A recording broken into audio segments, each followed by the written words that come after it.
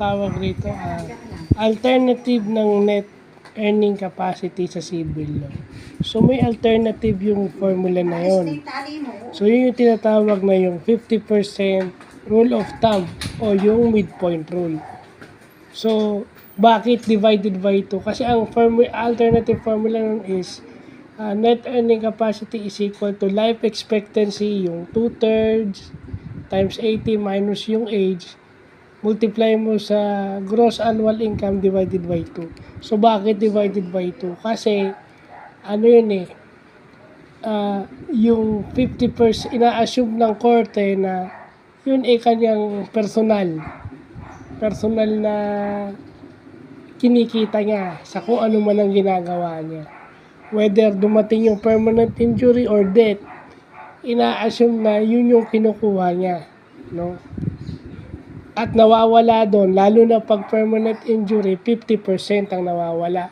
And then the other thing is, kaya 50% yon dahil, yung 50% na lang yung pwede mong ibalik kasi hindi mo naman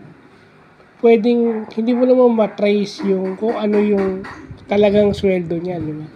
So, kukunin mo na lang yung kalahati na directly pwedeng mag-benefit doon sa mga naiwan or doon sa kanya kung siya ay may permanent injury or naging PWD na siya. Ayan, doon na rin ako papasok. Kasi merong nagiging taong PWD. Kung hindi na siya makapagtrabaho, so meron siyang 50% na makukuha. Kaya yung gross annual income divided by 2. No? At saka kung contradicting yung mga lumalabas, yung divided by 2 is kukunin mo yung middle. Yung average nila, yung gitna.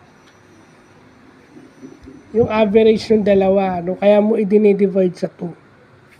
So, kaya yun yung midpoint rule at saka yung 50% rule of thumb.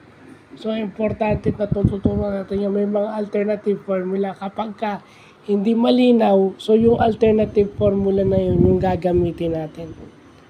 So, yun lang po.